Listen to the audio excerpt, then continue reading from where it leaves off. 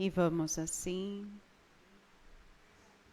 elevando os nossos pensamentos ao alto, agradecendo a Deus por estarmos aqui reunidos em Teu nome, sentindo a presença da espiritualidade amiga, dos nossos mentores,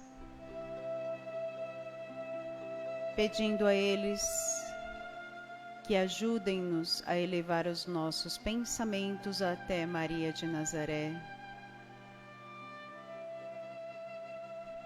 Querida Mãezinha, Mãe da Humanidade, agradecemos por abençoar o nosso planeta Terra com o Teu amor de Mãe e nos presentear, Joana de Ângeles, como a mentora desta casa. Maria de Nazaré, conduza-nos até o Teu Filho amado, o Mestre Jesus. E diante do Mestre, agradecemos o Teu Evangelho Redentor e todos os ensinos que nos fortalecem diariamente. Mestre, só podemos dizer que somos gratos por tanto que nos ofertas a cada dia. E leve a nossa prece ao Pai. E assim dizemos: Pai nosso que estais nos céus, santificado seja o vosso nome. Venha a nós o vosso reino. Seja feita a vossa vontade, assim na terra como nos céus. O pão nosso de cada dia nos dai hoje. Perdoai as nossas ofensas, assim como nós perdoamos a quem nos tem ofendido. E não nos deixeis cair diante das tentações, e livra-nos, Senhor, de todo o mal. E é com muito amor e carinho que vamos envolver o Marco Caldana para mais uma palestra da noite. Que assim seja.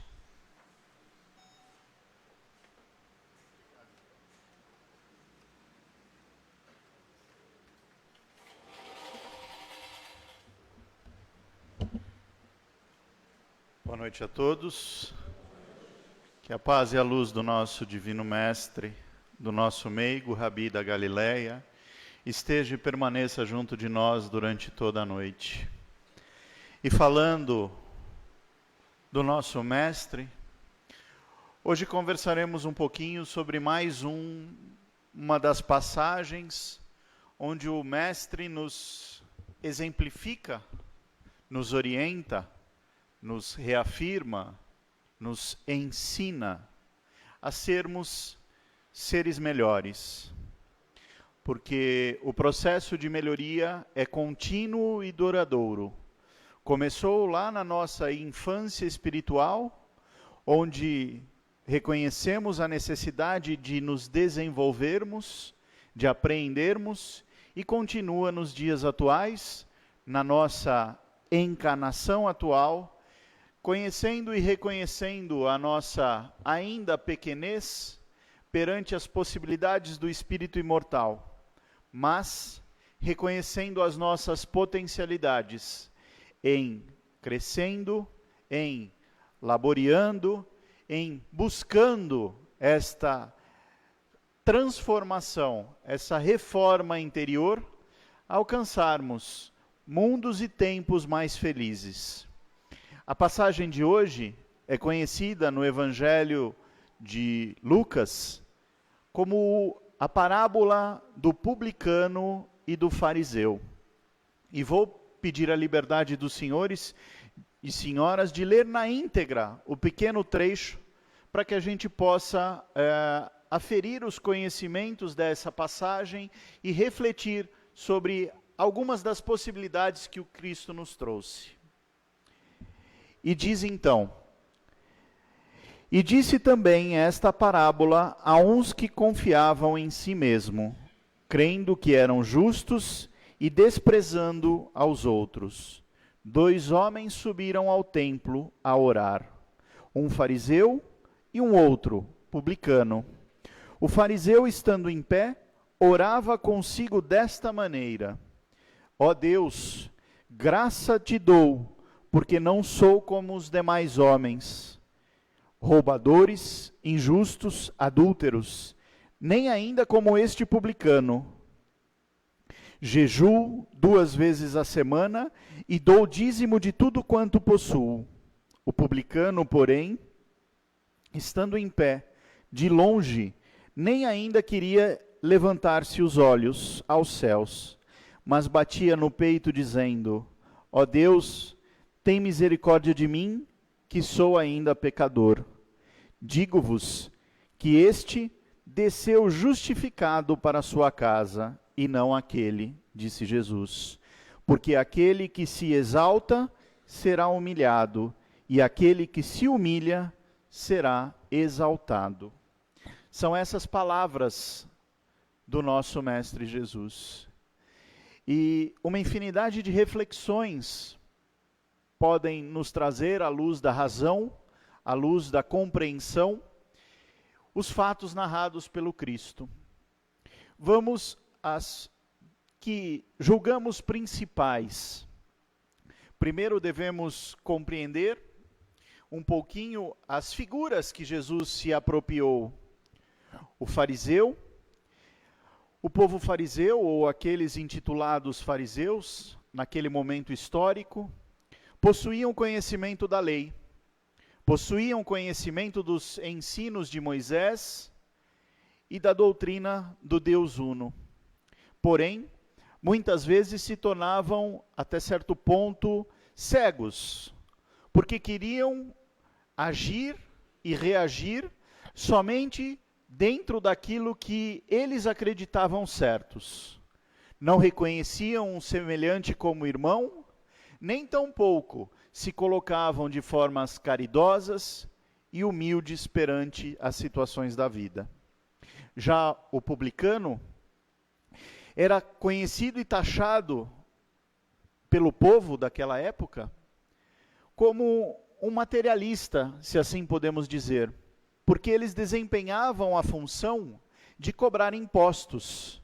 Eram eles que iam de localidade em localidade, de casa em casa, aferindo os impostos sobre as plantações, sobre a cultura e o cultivo de plantas, de animais, a pecuária e assim por diante, aos artesãos, e disso tiravam do povo uma parte, uma parcela, destinando ao Império Romano.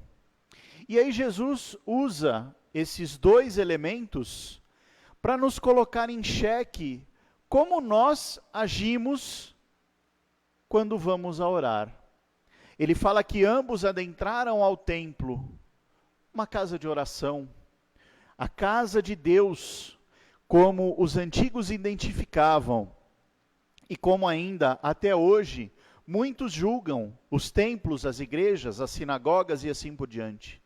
E entraram os dois simultaneamente.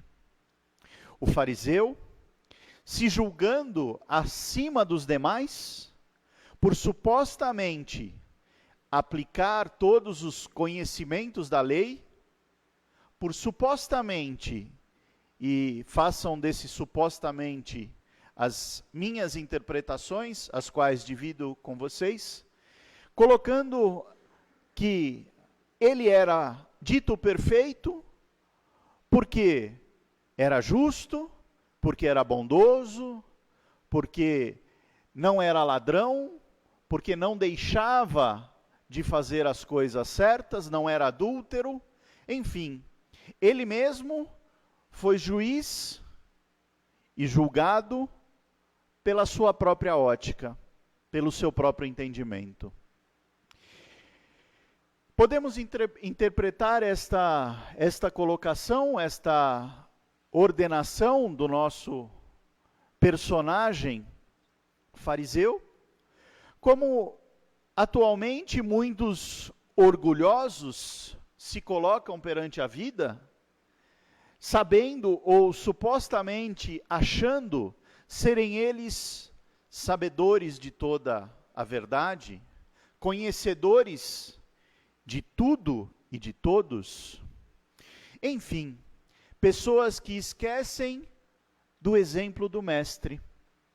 Porque o Mestre, em todas as suas oportunidades, agia com humildade, agia com simplicidade. Tratava a todos de maneira igualitária. Sabia ele ser um espírito evoluído perante a humanidade. E em momento algum, ele se autoproclamou ou se autoconsiderou superior a ninguém. Tratava a todos com simplicidade, com um olhar afetuoso, com caridade, com fraternidade. Conceitos esses que nos dias atuais, muitas vezes, faltam à humanidade, não é mesmo? Muitas vezes vemos e agimos perante aos nossos próximos, à sociedade, aos nossos vizinhos, ou até mesmo a pessoas que hoje encarnam em situações mais difíceis, em provas e em expiações, e nós nos colocamos de forma diferenciada. Nós, usando um tema atual, uma forma atual de falar, nos achamos superiores e supremados. Agimos em discordância com o ensinamento do Cristo. Nos distanciamos, na verdade, dele e dos espíritos superiores. Em contrapartida, o outro personagem do conto, o publicano, que supostamente, ou na visão do fariseu, possuía uma vida indigna, por ser ele cobrador de impostos, por ser ele alguém muito mais próximo do material, do mundo material, do que do mundo espiritual, julgado por alguém que não o conhecia, simplesmente pela aparência.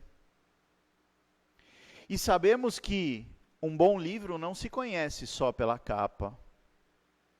Também diz o conhecimento popular que quem vê cara, não vê coração. E este publicano chega na casa de oração e não tem nem a coragem, vamos assim dizer, ou melhor, possui tanto respeito a Deus, que não se sente digno de elevar o seu olhar ao altar. Reconhece os seus pecados, as suas faltas, as suas dificuldades, e se sente pecador. Mas, ao reconhecer as suas faltas, pede ao bom Pai, ao Pai misericordioso, que haja com ele com misericórdia. O reconhecimento dos nossos erros é parte fundamental no nosso processo de transformação.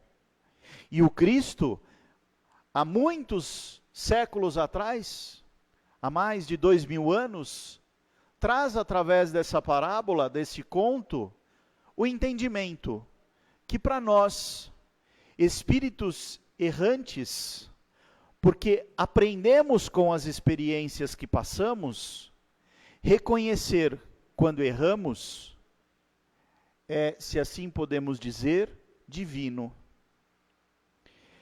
Reconhecer quando agimos incorretamente, quando pensamos de uma forma equivocada, quando julgamos e não deveríamos ter o feito, é o primeiro passo para transformar as nossas ações. Porque tão difícil é para o ser humano se transformar, se reformar, que se não reconhecer as suas faltas, poderíamos dizer que é quase impossível este processo acontecer. Quantas vezes nós escutamos os nossos entes mais próximos dizendo para nós mesmos: mas você faz sempre isso de uma forma errada, você é teimoso, você não muda o seu jeito de encarar a vida, sua forma de agir. E a gente se mantém firme: eu estou certo. Até o momento que a nossa consciência reconhece o erro. Alguns, neste processo de reconhecimento, usam este momento e se transformam, se modificam e continuam um processo de evolução. Outros mantêm aquela posição: putz, agora eu sei que eu estou errado, mas não vou dar a mão à palmatória. Vou manter a minha posição como se eu não tivesse em erro. Ó o orgulho aí se movimentando. Ó o orgulho do fariseu, ainda nos tempos presentes, se mostrando em irmãos e em irmãs no caminho da evolução. Reconhecer o orgulho e reconhecer que no orgulho nós desperdiçamos as maiores oportunidades de crescimento espiritual, que nestas situações nós dificultamos, se assim podemos dizer, o nosso caminho de transformação, é a mais pura verdade. No orgulho, em todas as suas facetas, estão a essência da maior parte dos problemas da humanidade. Nações entram em guerra por orgulho de superioridade. Pessoas morrem por orgulho de não reconhecer a igualdade entre povos e entre irmãos. O orgulho de se achar o soberano, o onipotente, o maioral, faz com que ainda nos tempos atuais haja choro e ranger de dentes, haja sangue derrubado de irmãos, porque todos nós somos irmãos, porque não aprendemos ainda a sermos humildes e reconhecer em nossos irmãos uma única fraternidade, uma única irmandade. Somos todos semelhantes, independentes do nosso credo, da nossa cor, da nossa raça, da nossa origem. Jesus agiu com amor para com tudo e para com todos. E nós ainda não conseguimos reconhecer este processo. Jesus é tão atual, mas tão atual, que este texto contado há mais de 2000 anos poderia representar situações vividas no presente. Éramos só trocar os nomes, publicano, fariseu, e assim por diante, e encontraríamos nações contra nações, religiões contra religiões, simplesmente pelo orgulho. O orgulho gangrena a natureza humana. O orgulho dissipa o amor. E é por isso que, no aprendizado do ser imortal, é tão importante trabalharmos e alcançarmos a compreensão do nosso espírito para nos afastarmos de pensamentos orgulhosos e nos colocarmos mais humildes perante a vida e o Criador.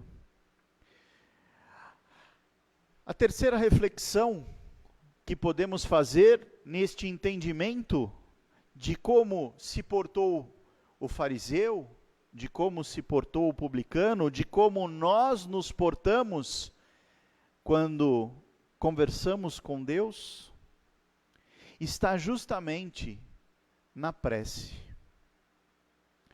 A prece, independente da religião, independente da forma como cada um queira alcançar este elo de ligação com a energia superior que nós chamamos de Deus, e que é, para nós e para toda a humanidade, um ser único, soberanamente justo e bom, como nós realizamos as nossas conversas com o Pai? Será que estamos mais perto da humildade ou do orgulho? Será que nos lembramos de agradecer, mesmo quando temos que solicitar, quando temos que pedir? Mas, mesmo ao pedir, usamos da humildade a forma de alcançar ao Pai? Ou nos colocamos com este pensamento orgulhoso, dominador, esperando que Deus faça e haja segundo as nossas vontades? Seria esse um ledo engano? Será que todas as vezes que não compreendemos que a vontade do Pai é que sejamos felizes, mesmo que para isso tenhamos que passar por alguns momentos de sofrimento, de dificuldades, de dores? Será que não precisamos ampliar um pouco a nossa visão de vida e de eternidade, para sabermos que, como tudo se dá pelo que fizemos, a lei de causa e efeito rege o universo, e que se sofremos hoje, estamos reparando um sofrimento que quiçá fizemos a alguém no passado, mas que acima de tudo estamos compreendendo e apreendendo nesse processo, porque a vida é uma grande escola. E se agirmos com resignação, com o entendimento das necessidades dessas provas, seremos com certeza, num futuro bem próximo, mais felizes do que podemos ser hoje. Aprender com a experiência é transformar a nossa possibilidade de desenvolvimento, de crescimento. A prece tem um poder especial para nós, seres humanos. Para o espírito imortal, ela é um momento de reconexão, de sublimação com a espiritualidade e desta para com o Criador. É o momento em que nos esquecemos do ser material que somos e que agimos, para entrar em conexão com a nossa essência divina, com a essência de amor com que fomos criados, e nos ligar ao Pai. Não existe, ou melhor dizendo, muitas são as formas de orar para dizer que existe um modelo pronto. Mas em resposta a Kardec, os espíritos superiores nos orientam que não é pela repetição que alcançaremos o contato com a espiritualidade. Não é por frases prontas ou por frases difíceis que Deus nos escutará, mas sim pelo quanto de nós, de nossa essência, de nosso sentimento, figuramente falando de nosso coração, estiver colocado naquelas palavras. Os Espíritos nos orientam, e o próprio Jesus nos disse: recolhe-te na singularidade do teu local de repouso, distancia-se das atribulações, das interferências externas, e deixa a sua essência falar, e deixa o seu espírito clamar ao Pai aquilo que é necessário para nós. Esta talvez seja a orientação que podemos dividir nesta noite. Muito mais do que aquelas palavras prontas, bonitas, proféticas, a essência do nosso coração. Considerando a humildade de espíritos errantes, considerando que ainda não estamos e estamos longe da perfeição relativa, mas que muito precisamos de Jesus, da sua orientação, do seu modelo, e reconhecendo neste exemplo a nossa verdade, o nosso caminho, a nossa vida, encontraremos sim a felicidade, a paz e tudo aquilo que almejarmos em nossas preces. O caminho é esse. A verdade que Jesus veio nos trazer é esta. Ele nos mostra com a sua singular humildade o quanto podemos fazer pelos nossos semelhantes. Seja através de uma simples prece, seja através de um pedido ao Pai por um semelhante em aflição. Já estamos dando os primeiros passos, para num futuro, quem sabe não tão distante, podermos agir como Jesus agiu, amar como Jesus amou, viver como Jesus viveu. E o final desta passagem nos faz ainda um aconselhamento, Jesus, o qual também vou trazer um pequeno recorte. Fala-nos o final da parábola, no último versículo trazido por Lucas, porque qualquer que a si mesmo se exalte, será humilhado, e qualquer aqui que si mesmo se humilha, será exaltado. Isso nos faz refletir que a humildade deve e pode ser executada por meio de serviço ao semelhante. É nos colocarmos a serviço do nosso próximo. E Francisco Cândido Xavier, através do irmão X, traz o seguinte recorte: onde está a humildade, a disposição para servir e fielmente a Jesus. O verdadeiro humilde, embora conheça a insuficiência própria, declara-se escravo da vontade do Senhor para atender-lhe aos sublimes desígnios, seja onde for. Que possamos nós nos colocar como servidores, como aprendizes, como discípulos deste Mestre Jesus, seja onde for, com alegria, com amor, com humildade, e com certeza nós estaremos dando passos no nosso processo de evolução. Com certeza estaremos trazendo para nós mais alegria, mais felicidade, estaremos nos aproximando da espiritualidade amiga e vivendo de uma forma mais leve, sejam quantas forem as atribulações que nos cercam. Que Jesus possa ser e continuar sendo, e ser por toda a eternidade o nosso divino modelo, para que possamos um dia, junto dele, auxiliar em sua obra, e quiçá este dia não seja a partir de hoje.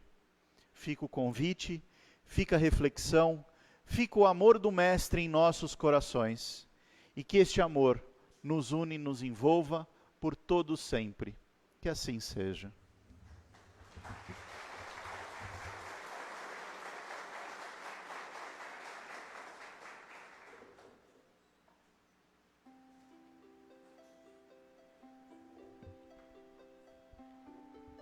E com a gratidão das palavras que ouvimos nesta noite, deixemos os nossos corações transbordar amor, paz, felicidade, caridade, benevolência, compreensão, perdão, e que estes bons sentimentos sejam enviados aos locais mais necessitados através desses mentores tão queridos. Que possamos vibrar com todo o nosso amor e carinho, pois aqui hoje recebemos muito. Então, que ofertemos um mínimo possível daquilo que recebemos. Vibremos pelos nossos lares, por quem lá deixamos, por todos os nossos familiares, por aqueles que temos maior dificuldade de convivência, rogando ao Mestre Jesus que os envolva em tua infinita bondade. E assim, uma vibração também para nós mesmos, para nos fortalecermos na caminhada. Fortalecer a nossa coragem, fé e amor. Que possamos levar aos nossos lares tudo que desfrutamos na noite de hoje. Que assim seja, graças a Deus.